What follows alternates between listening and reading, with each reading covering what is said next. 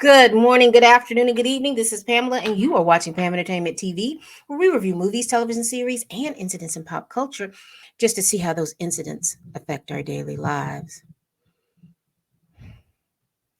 On this episode of What's Up? Now, you know, we here at Pam Entertainment TV rarely revel in the mess because there has to be something that we can learn from it. And I will tell you what I have learned from this information that I'm about to speak on. Now, I don't follow either one of these young people.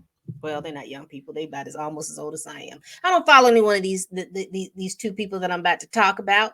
I hardly ever want to talk about one on the show, but I can't talk about one without talking about the other. So listen. Now, I know some of you all are my subscribers are in that age of 25 to 35, but and you may follow these two people. But did y'all see the Ray J Instagram lives, the two Instagram lives that he had? Today is Sunday, so it was last night, yesterday. Now, I only came across him because somebody that I follow on TikTok was talking about him. So, and it was a lot of information given. And I was like, let me mosey on over there to see what it was. Now, first of all, you if you have today was a very slow and blissful Sunday, so I had time.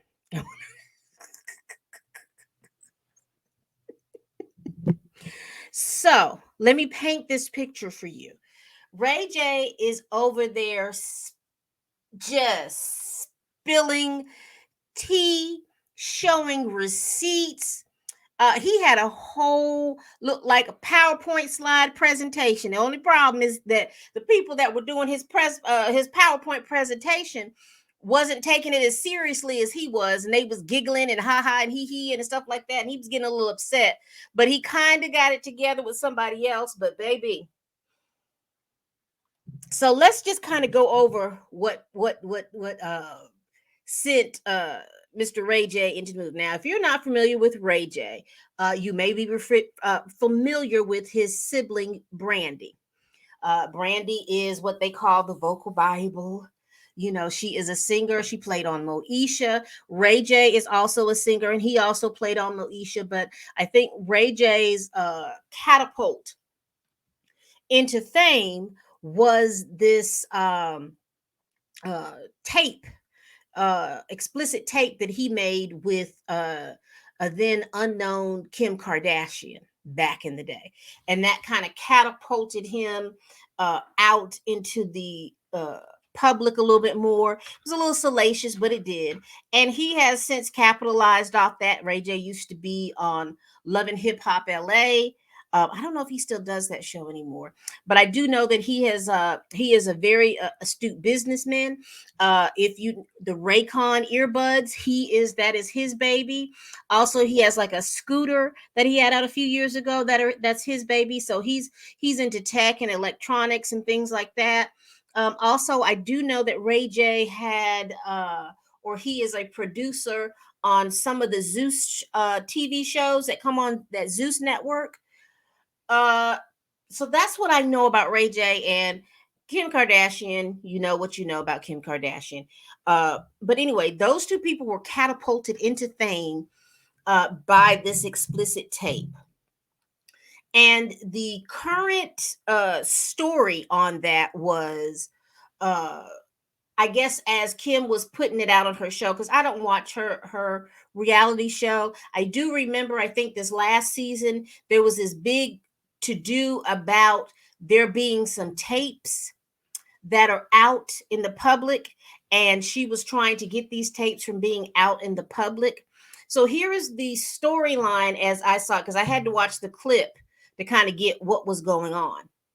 So apparently in the storyline, her son is playing the Roblox game, and apparently her crying face emoji comes up, and she says it says something about if you want to see the sex tape, click here. So she's all upset. She's calling all these people and crying and everything like that, and got Kanye involved. And Kanye's supposed to get the tapes back. And apparently, Kanye got a laptop, which they made it seem like there was something that was supposed to have been on the laptop. I am not sure if they found anything on the laptop because, like I said, I only saw some clips. And then as I researched a little bit, there was somebody named Whack 100 was supposed to be the person that was supposed to have had the extra tapes that were floating out there. So that was the story, and they were making it seem like the implication was that, you know, since Ray J, that her and Ray J did the tape before, the implication was is that Ray J was out here shopping the tape, uh kind of shopping the tape to see if he can get some more traction or something on it. And that was a kind of the implication. So now let's fast forward to either last week or earlier this, last week, because it's Sunday. It's either last week or the week before. I'm thinking it was last week. Apparently, Kris Jenner and Kylie Jenner were on the James Corden show. And on that show, they did a skit where they were going to take a lie detector test. So Kris takes his lie detector test.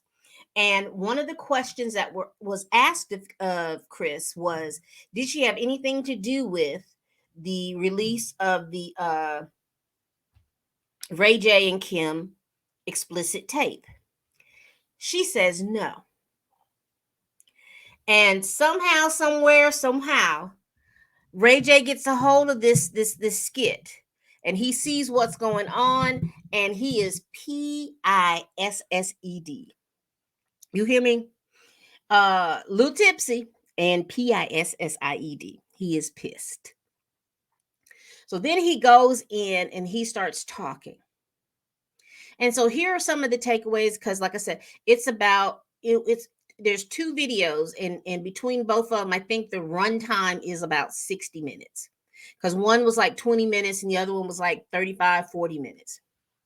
So here's the gist of it. Number one, he debunked.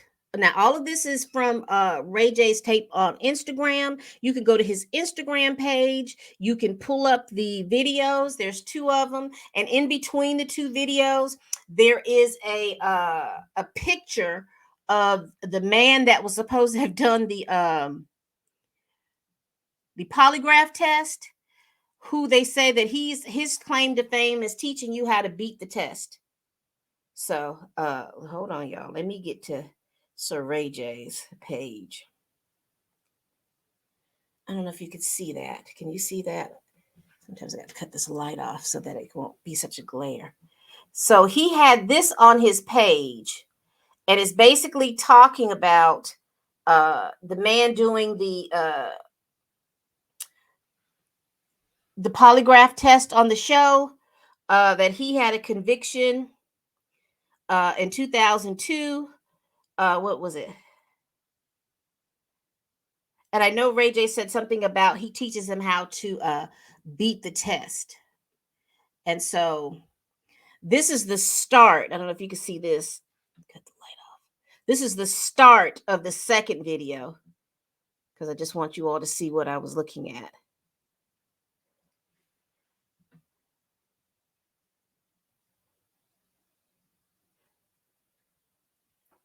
And this is the start of the video that had Ray J in his feelings. So let me get it over here. Yeah.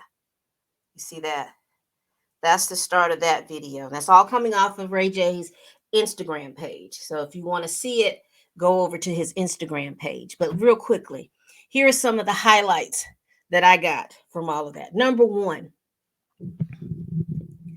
Ray J and Kim signed a contract with Vivid Entertainment because they are the explicit video entertainment company. That contract and everything about it was brokered by Kim's mother, Kris. So apparently, when Ray J and Kim were dating, they made that tape in Mexico. They came home. Uh Now here's where I don't understand what's going on, but they came home and apparently it was Kim's mother that brokered the deal because she was the one that knew the man over the Vivid Entertainment, and she introduced him to Ray J and to Kim. And apparently they must have had some kind of meeting where they showed the tape, and so they were brokering the deal to get that tape done, and it was going to be leaked. Uh, Number two that I learned that was interesting is that as they were brokering the deal, according to Ray J, Chris had him and Kim shoot a whole nother video. So now there's three tapes. So because he showed the contract and the first page of what they were selling, it was tape number one was the intro. So I guess it was all the stuff that they did in Cabo. Yeah, Cabo, in Mexico. I'm gonna say Mexico because I can't figure out which city they were in. The second video was the actual event, and then the third tape was done in California. It was labeled something else. I want to say Santa Barbara, but I can't remember what it was labeled. But anyway, apparently Chris wanted them to do that third tape because she wanted to make sure she wanted another tape to show Kim in a better light, and she ended up going with the first two tapes as the ones that were going to be put on the video and be mass produced out to everybody. But apparently those are the tapes that they sold. He says they got $400,000 a piece, and they got, each one of them got 12.5% of the sales. So he said they made their money and it was done. And get this, he says that Chris viewed all the tapes and said, well, we're just going to go with that. She literally sat there, asked them to do a third tape, viewed that third tape, and told me we're going to go with that one.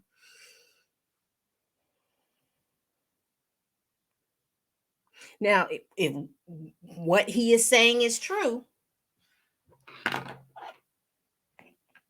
they have been orchestrating this whole thing the whole time. So nobody was pushing any tapes out. There was no other tape between him and her produced.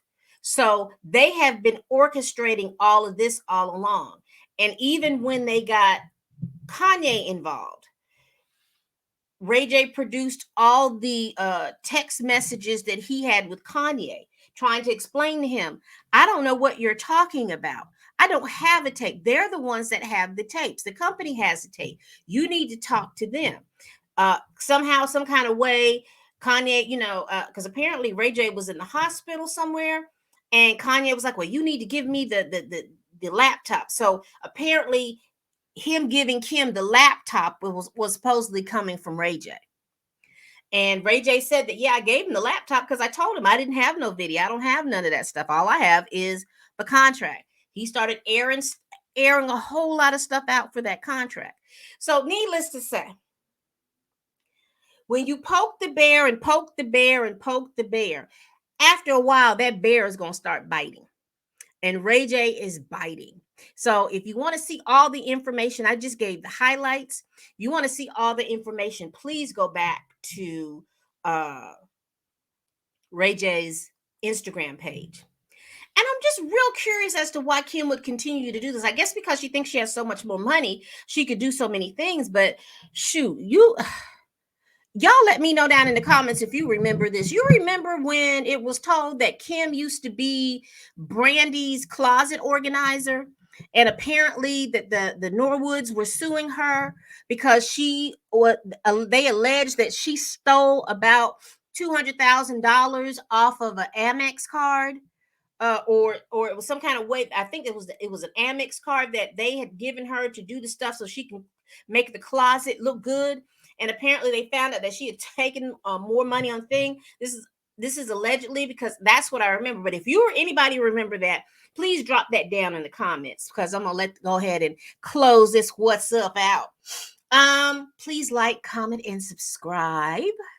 I really do appreciate y'all. I see y'all subscribing. I see y'all watching, and I do appreciate that. Please understand and know that next week our show Atlanta is coming on, but I need for you all to be looking out for uh episode 3 and episode 4 of the Black Hamptons. I'm getting ready to do that. I've watched it, so I'm getting ready to put that out. And I will be putting episode 5 out as well. So we will be going in. You won't be stranded on a video. We will be going in, and then I think it's the 14th or the 15th when Atlanta comes out. So we will be keeping up on that. I had put out a short. So any of you all that follow me, what I'd like to do for at least 1 or 2 of the Atlanta recaps is to go live with 1 or 2 of you all, and we kind of discuss what's going on, what we see on that, and that would be either the day after the show aired. So if anybody is interested, just let me know down in the comments. Let me know, or email me at pamentertainmenttv@gmail.com. I really, really, really appreciate that. And as always, people, bye-bye.